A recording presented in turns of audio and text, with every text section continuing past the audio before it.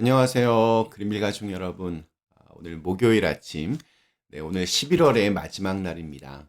오늘도 우리 하나님께서 주시는 말씀을 통하여서 우리의 삶을 다시 한번 잘 돌아보고 또 하나님께서 기뻐하시고 원하시는 길로 잘 걸어갈 수 있는 그런 귀한 날이 되시기를 간절히 기원합니다. 자, 오늘 저희는 사무엘하 오늘 21장 15절에서 17절의 말씀으로 함께 이 아침을 시작하도록 하겠습니다. 사무엘하 21장 15절에서 17절의 말씀. 블레셋 사람이 다시 이스라엘을 치거늘 다윗이 그의 부하들과 함께 내려가서 블레셋 사람과 싸우더니 다윗이 피곤하매 거인족의 아들 중에 무게가 300세겔 되는 놋창을 들고 새 칼을 찬 이스비브노비 다윗을 죽이려 하므로 수루아의 아들 아비새가 다윗을 도와 그 블레셋 사람들을 쳐 죽이니 그때 다윗의 추종자들이 그에게 맹세하여 이르되 왕은 다시 우리와 함께 전장에 나가지 마옵소서 이스라엘의 등불이 꺼지지 말게 하옵소서 하니라.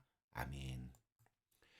네, 우리 사무엘하 21장부터는 일종의 부록, 에필로그의 성격을 지닌다고 지난번에 말씀을 드렸습니다.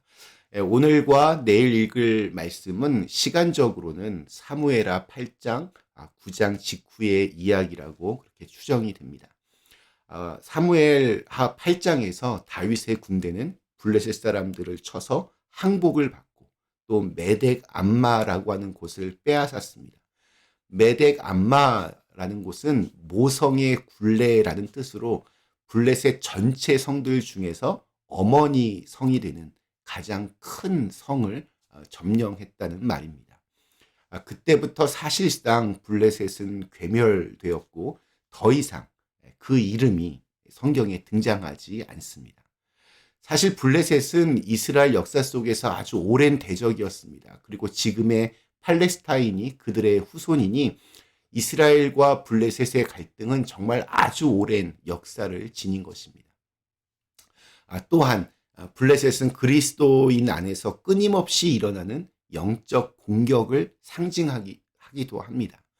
자, 그런데 그 블레셋이 다 괴멸된 줄 알았더니 다시 일어나 공격해 왔다는 말씀으로 오늘 말씀이 시작됩니다. 우리 15절 말씀.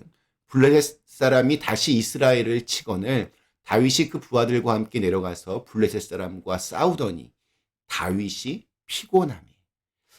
우리가 한번 영적으로 승리했다고 해서 계속 승리한다는 보장이 없습니다. 한번 은혜 받았다고 그 은혜가 평생 지속되는 게 아닙니다. 계속 받아야 합니다. 예전에 어느 목사님이 하신 말씀이 생각이 납니다. 우리는 날마다 은혜를 공급받아야 합니다. 왜냐하면 우리는 새기 때문입니다. Because we are leaking. 우리가 새기 때문에 날마다 은혜를 공급받아야 한다는 겁니다. 이 정도 기도했으면 됐지. 이 정도 성경 말씀 읽었으면 됐지. 이 정도 교회에 오래 다녔으면 됐지. 매주 나가는데 뭐 한두 번 빠져도 괜찮겠지. 이러면서 방심할 때 공격이 들어오고 또 무너질 수 있다는 겁니다. 신앙생활은 꾸준히 하는 것이 중요합니다. 성경을 읽더라도 하루에 몰아서 20장, 30장 읽고 나머지 6일 동안은 하나도 읽지 않는 것보다 하루에 한두 절이라도 꾸준히 매일 읽는 것이 영적으로는 훨씬 더 건강하고 좋습니다. 왜냐하면 긴장하며 항상 깨어있는 상태가 되기 때문입니다. 이제는 완전히 무너졌다 싶었던 블레셋이 다시 일어나서 공격해 옵니다. 게다가 그들 중 장수들이 있었는데 어마어마한 거인들이었습니다.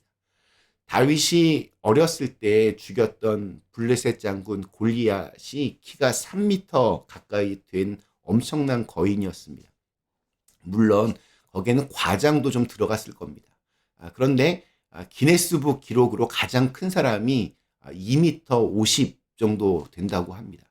그러니까 보통 사람보다는 2배 정도가 더 큰데 그런 사람을 보면 그대로 3m 정도 된다 이렇게 감탄이 나올 겁니다.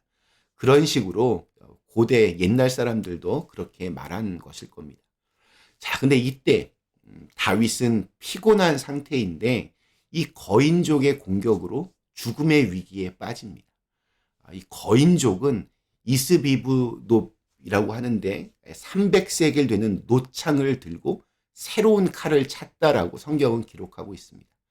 300세겔은 뭐 사실 약 3.5kg 정도, 7.7파운드 정도로 굉장히 뭐 엄청나게 무거운 무게는 아닙니다. 그는 그 정도 되는 노창을 들었고 새 칼을 찾습니다.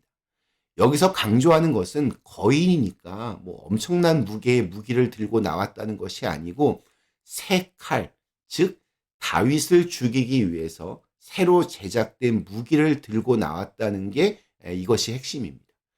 그러니까 이스비브노은 전쟁을 하던 중에 어쩌다가 다윗과 마주해서 공격을 하려는 것이 아니라 처음부터 다윗 한 명을 죽이라는 지령을 받고 온 암살자였다는 것을 의미합니다.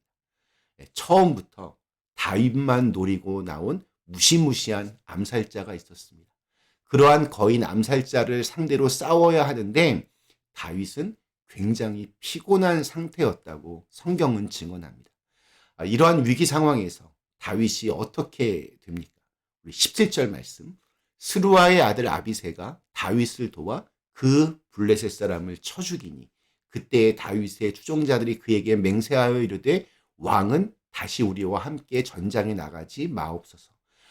이스라엘의 등불이 꺼지지 말게 하옵소서 하니라. 충성스러운 부하 아비새 덕분에 위기에서 벗어납니다. 아비새가 위기의 순간에 다윗을 구하고 또 그의 모든 다윗의 부하들이 다윗에게 간절하게 요청합니다. 왕은 다시는 전쟁에 나가지 말아 주십시오. 이스라엘의 등불이 꺼지지 말게 해주십시오. 이때 이 부하들의 간청 때문에 다윗은 이제 11장에서 왕들이 전쟁에 나가서 싸울 시기가 되었는데도 나가지 않고 혼자 궁궐에 머물러 있었습니다. 그때 밧세바가 목욕하는 것을 보고 이제 간음 사건이 벌어지게 됩니다. 부하들이 다윗에게 전장에 나가지 말라고 간곡하게 부탁을 했기 때문에 나가지 않았던 이유가 분명하게 있었던 겁니다. 자, 그리고 동시에 이제는 내가 좀 쉬어야겠다 하고 방심하다가 죄에 빠지게 된 겁니다. 부하들이 다윗에게 전장에 나가지 말라고 부탁한 이유는 다윗과 다윗의 왕국을 이스라엘의 등불로 여겼기 때문입니다. 실제로 하나님은 다윗과 그의 자손에게 항상 등불을 주겠다고 말씀하셨습니다.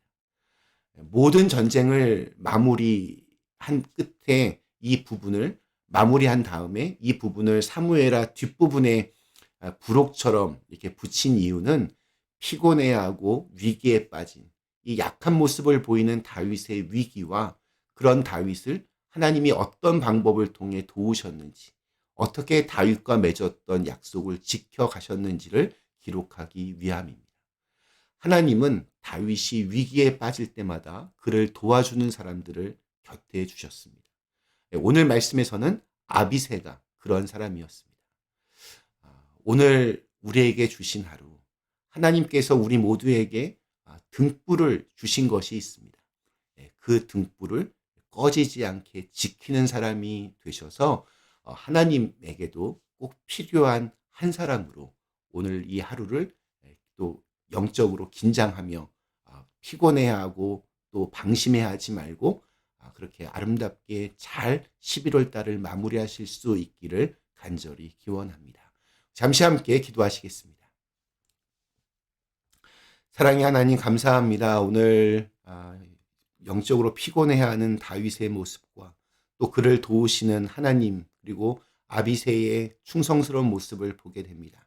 저희들도 매 순간마다 늘 긴장을 잃지 않게 하여 주시고 방심하지 않게 하여 주시고 항상 하나님께서 원하시는 길로 한 걸음 한 걸음 전진해 나갈 수 있도록 인도하여 주시옵소서. 예수님의 이름으로 간절히 기도드리옵나이다. 아멘.